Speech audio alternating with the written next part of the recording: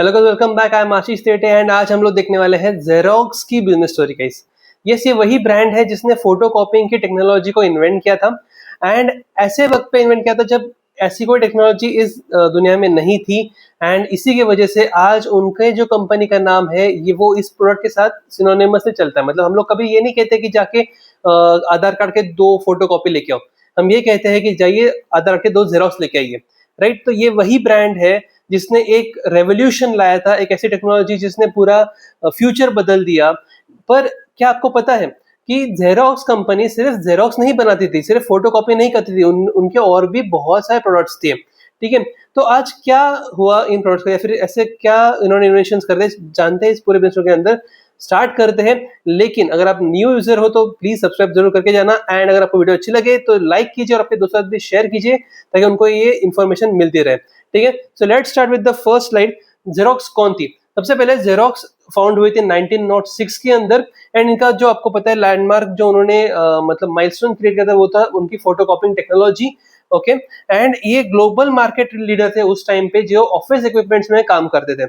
Okay, apart from that उनके revenue billions में थे एंड उनका आज नाम फोटो कॉपिंग टेक्नोलॉजी के साथ में सिनोनिम्स लिया जाता है। मतलब कि वो जेरोक्स बोलते हैं डायरेक्टली उनके प्रोडक्ट को, ना कि फोटो कॉपी। राइट, और उसके अलावा जेरोक्स का एक और अच्छी चीज थी दैट इज कि उन्होंने एक रिसर्च सेंटर बनाया हुआ था एंड उस रिसर्च सेंटर का नाम था पार्क। पार्क मतलब क्या? पैलो अल्टो रिसर्च सेंटर। ठीक है, यहाँ पे बहुत सारे इनोवेशंस किए जाते थे कंप्यूटर के रिगार्डिंग, टेक्नोलॉजी के रिगार्डिंग एंड वहीं पे और भी बहुत सारे इनोवेशंस हुए थे। जैसे कि फॉर एग्जांपल आप देख सकते हो कि जो पहला पर्सनल कंप्यूटर था वो भी वहीं पे बनाया गया था, जो पहला माउस था वो वहां पे बनाया गया था एंड जो अपना यूजर इंटरफेस है, ओके, वो भी ग्राफिकल यूजर इंटरफेस भी उन्होंने इन्वेंट किया था। इथरनेट जो नेटवर्किंग में काम आता है कंप्यूटर्स को, वो उन्होंने इन्वेंट किया था एंड जो टेक्नोलॉजी यानी कि what you see is what you get, वो भी इन्होंने ही इन्वेंट की थी, जो कि आज एक बेस मानी जाती है डॉक्यूमेंट एडिटिंग के अंदर। तो ये सब जो भी लैंडमार्क उनके इनोवेशंस थे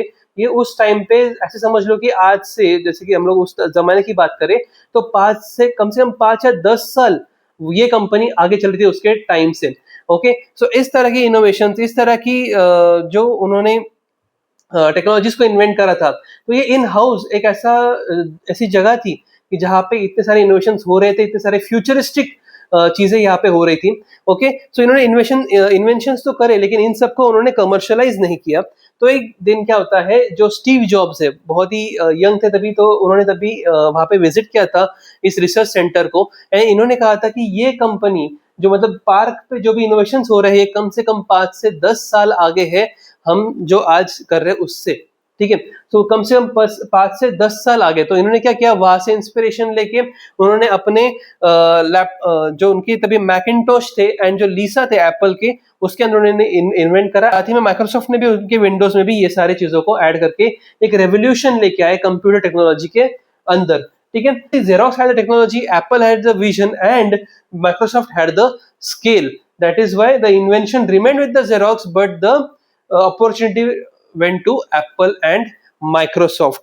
ठीक है, सो लेसन क्या है जेरोक्स के इस बिजनेस स्टोरी में से हम लोग को क्या लेसन मिलता है? सबसे पहले तो ये समझिए कि इनोवेशन अगर आप करते हो तो इनोवेशन सिर्फ एक पॉसिबिलिटी क्रिएट करता है, ये मार्केट में आपको लीडर नहीं बनाता है।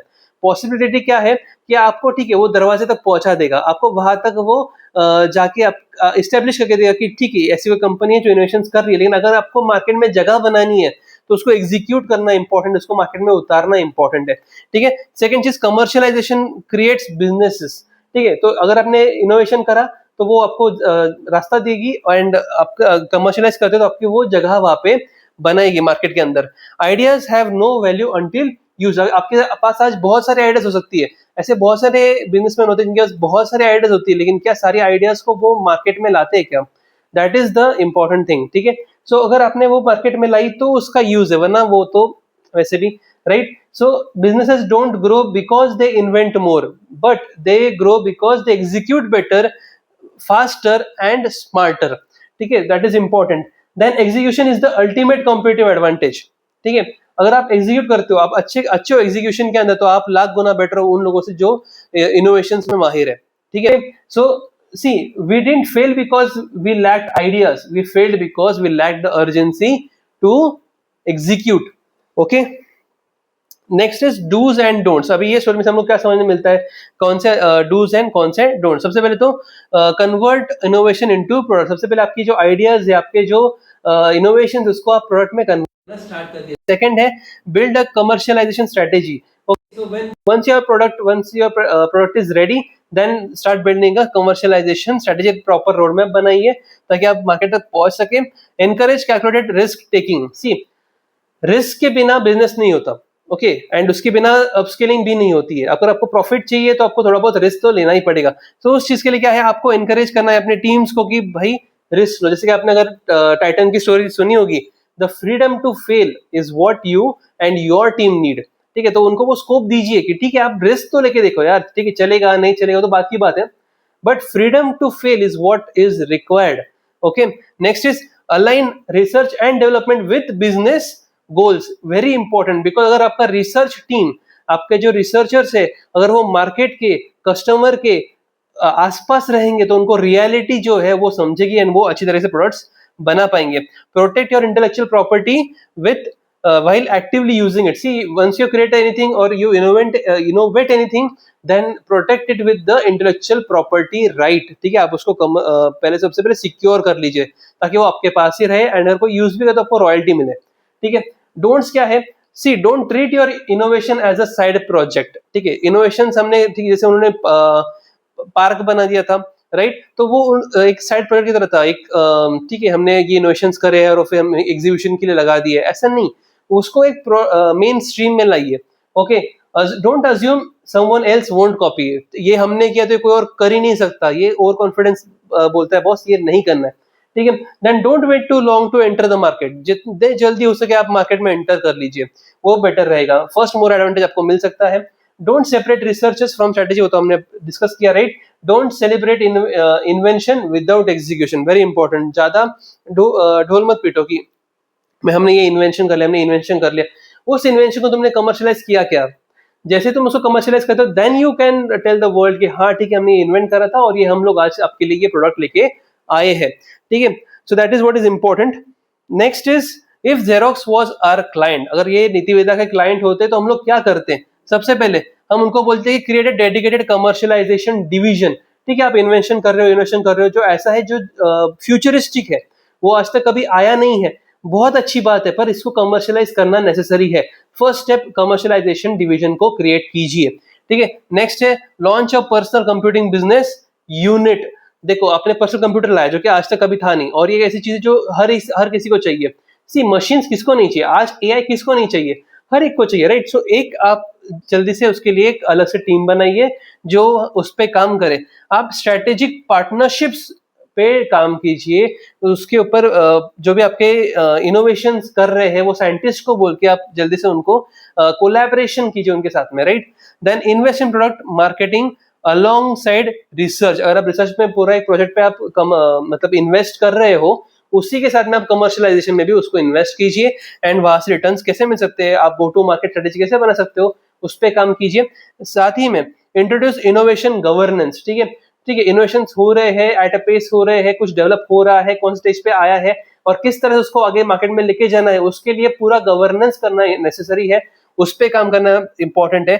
Encourage leadership to look beyond the scope. ठीक है, मतलब ठीक है हमारा कोर जो है वो हमारा फोटो कॉपिंग है, लेकिन फोटो कॉपिंग के अलावा भी हम लोग कुछ प्रोड्यूस कर रहे हैं, तो let's think something outside the box. ठीक है, ताकि वो हमें हम उसको यूज कर सके, हम डाइवर्सिफाई कर सके हमारे पोर्टफोलियो को, ताकि हमारा बिजनेस एक लॉन्ग टर्म की तौर पे चले एंड सस्टेनेबल बिजनेस हम डेवलप करें ताकि एक लेगेसी क्रिएट हो जाए। ठीक है, that is very important. See one thing I would like to tell you is that don't just invent the future, own it. अगर आप कुछ इन्वेंट कर रहे हो तो मेक श्योर कि उसका फायदा सिर्फ आप ही को होना चाहिए। ठीक है, अब आप बोलोगे ये तो सेल्फिशनेस है, देखो चैरिटी करनी तो वो अलग बात है, लेकिन अगर बिजनेस कर रहे हो बॉस तो देखो बिजनेस को फर्स्ट प्रायोरिटी में रखना नेसेसरी है। ठीक है, सो इसका रिजल्ट क्या होता है कि हम लोग अगर उनको ये सजेशन दे रहे तो उसका रिजल्ट क्या होता है एक्सपेक्टेड? पहला, लीडरशिप इन पर्सनल कंप्यूटिंग, वो सबसे पहले किसने लाया? तो फिर जेरोक्स ने लाया था, ऐसा करके वहां पे इन्वेंट होता, वो वहां पे मार्केट में फर्स्ट मोर एडवांटेज जेरोक्स को मिलता, right. Multiple revenue streams create होते बिकॉज सिर्फ फोटो कॉपिंग में नहीं, अभी और भी डोमेन से वो काम कर रहे हैं, नेटवर्क्स बना रहे हैं, इथरनेट उन्होंने बना दिया है, ग्राफिकल यूजर इंटरफेस उन्होंने बना दिया है, माउस बना दिया है। तो अलग अलग जगह पे अलग अलग रेवेन्यू क्रिएट वहाँ पे होते थे। उनका ग्लोबल ब्रांड बन जाता, स्ट्रॉन्गर। अभी अभी भी ग्लोबल ब्रांड था, है अभी भी, मतलब उस टाइम पे जिससे हम लोग बात कर रहे हैं उस टाइम पे भी था, लेकिन और ज्यादा स्ट्रॉन्गर बनता, एक लेगेसी क्रिएट होती, राइट। एंड साथ ही में एक sustainable innovation driven growth strategy हम लोग क्रिएट करते। तो ये तरीके से हम लोग काम करते। See, at Niti Veda we help businesses bridge the gap between innovation and business strategy. ठीक है, तो सी, ग्रेट इन्वेंशन जो होते हैं ना, वो डिजर्व करते हैं बॉस, कि एक अच्छा स्ट्रेटेजी उनके पास होना चाहिए ताकि वो मार्केट में जाए और अच्छे से सक्सेसफुल हो सके। आज इंडिया नंबर 1 है स्टार्टअप्स में, सबसे ज्यादा स्टार्टअप इंडिया में ही ओपन अप होते हैं, लेकिन इनमें से बहुत सारे स्टार्टअप्स फेल होके बंद हो जाते हैं। ये बहुत ही मतलब डिसअपॉइंटिंग चीज है कि एक स्टार्टअप चालू होता है और फिर उसको बंद करना होता है, बिकॉज जिसने स्टार्टअप स्टार्ट किया था उसकी बहुत मेहनत होती है उसके पीछे। अगर आपकी आइडिया है, अगर आप कुछ स्टार्ट करो, आपने बहुत कुछ लगाया होता है बॉस, अपने टाइम दिया, अपने आपकी पूरी एनर्जी उसमें लगा दी है, अपने पैसे इन्वेस्ट कर दिए हैं, एंड आप ऐसे स्टेज पे हो कि जहाँ पे आपको शट डाउन करना पड़े, क्लोज करना पड़े, तो ऐसे मौके पे आपको एक स्ट्रेटेजिस्ट की जरूरत पड़ती है जहाँ पे वो आपके बिजनेस को अपलिफ्ट कर सके एंड आपको एक नए तरीके से स्टार्ट करने का एक अपॉर्चुनिटी आपको दे सके, ताकि वो बिजनेस सस्टेनेबल चले, वो जल्दी खत्म ना हो। ठीक है, so that's what we do at Niti Veda, we help you with that. Okay, then see, next is reflection time. आप क्या सोचोगे, ये आपके क्वेश्चन है, आपके लिए क्वेश्चन। सबसे पहला क्वेश्चन क्या है, do we have idea sitting unused in the business. ठीक है, ऐसी कोई आइडिया जो हमारे दिमाग में आई थी लेकिन हमने उसको यूज ही नहीं की, अभी भी अपने बिजनेस में है वहां पे एज इट इज, अभी उसको यूज नहीं किया गया है, तो आइडेंटिफाई करो। नेक्स्ट है, are we investing enough in execution. Okay, so execution is important. जैसे हमने लास्ट वाले बिजनेस स्टोरी में भी देखा था कि see, idea without execution is just an imagination, right. Strategy भी वही कहते हैं, और आपने स्ट्रैटेजी उसको एग्जीक्यूट नहीं है तो वो सिर्फ एक इल्यूजन की तरह है, एक इमेजिनेशन की तरह है। ठीक है, then are we solving customer problems और जस्ट क्रिएटिंग टेक्नोलॉजी। हम लोग सिर्फ कुछ ना कुछ इन्वेंट करते जा रहे हैं, या सच में हमारे इन्वेंशन कस्टमर के प्रॉब्लम सॉल्व कर रहे हैं। ये सॉल्व करना बहुत इंपॉर्टेंट है। तो अगर आपकी इनोवेशन, आपकी जो भी इन्वेंशन है, अगर वो कस्टमर की प्रॉब्लम, कंज्यूमर की प्रॉब्लम सॉल्व नहीं कर रही, तो आपको मार्केट कैसे मिलेगा, वो इंपॉर्टेंट है। सी, हर एक चीज प्रॉब्लम सॉल्व नहीं करती, हमें कभी कभी मार्केट क्रिएट भी करना पड़ता है हमें प्रोडक्ट्स के लिए, वो अलग बात है, हम किसी और केस स्टडी में उसके बारे में बात करेंगे। लेकिन अगर आप प्रॉब्लम सॉल्व करेंगे तो आपका आधा सफर इजी हो जाता है, वरना आपको तो क्रिएट करना है बॉस। जैसे आपको पता है वो 8 आवर्स की स्लीप साइकिल भी क्रिएट की गई थी, याद है, आपने बहुत बार इंस्टाग्राम पे भी देखा होगा। तो वो भी हम लोग केस स्टडी जल्दी लाने वाले हैं। वापस आते हैं कि आपको प्रॉब्लम सॉल्विंग क्रिएट करना है।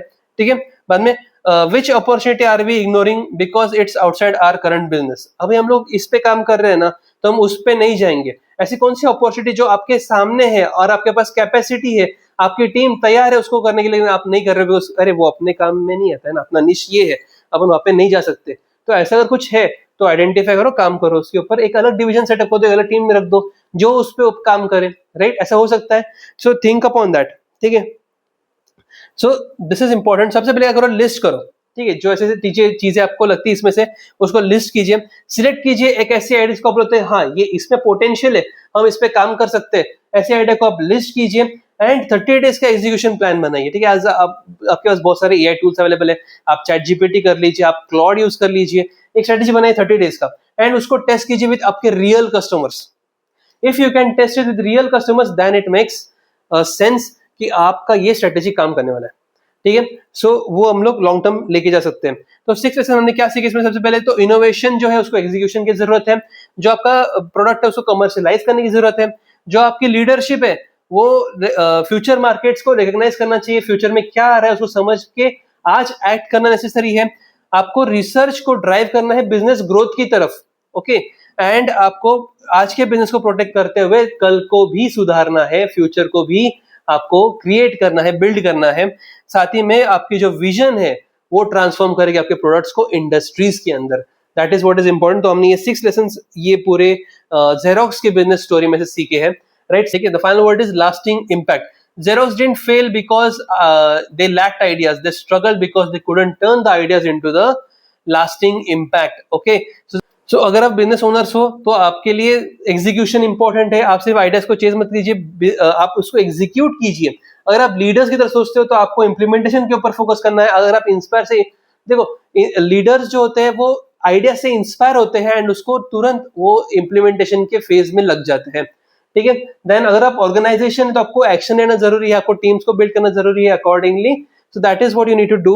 ओके, आई होप आपको ये वीडियो में से बहुत कुछ समझा होगा आपके बिजनेस के रिगार्डिंग। देखो हम लोग जब ब्रांड की स्टोरी लेके आते हैं तो अगर आप देखो, मैंने जेरोक्स की बात की, आज हम लोग ब्लॉकबस्टर की बात कर रहे थे, हम लोग ने अभी तक नोकिया की बात की, कोडैक की बात की, तो हमने कभी ब्रांड की पूरी स्टोरी नहीं समझाई। हाँ, इस ईयर में ये एस्टेब्लिश हुआ, फिर इसने ये किया, इसने वो किया, हमने ग्लांस दिया कि हाँ ये ब्रांड था, इसने ये किया, इसने ये किया और फिर ये हो गया, ठीक है। हम लोग का काम ये नहीं है कि हम लोग पूरी बिजनेस स्टोरी आपको बताएं, हमारा काम ये है, ठीक है, ये बिजनेस स्टोरी हमने सुनी है, समझी है, कहीं तो देखी है, बट ये बिजनेस स्टोरी का हमारे बिजनेस में क्या यूज है, हम क्या समझ सकते हैं, क्या सीख सकते हैं हमारे बिजनेस के लिए, that is important. That is what we tell in our business stories guys, ठीक है।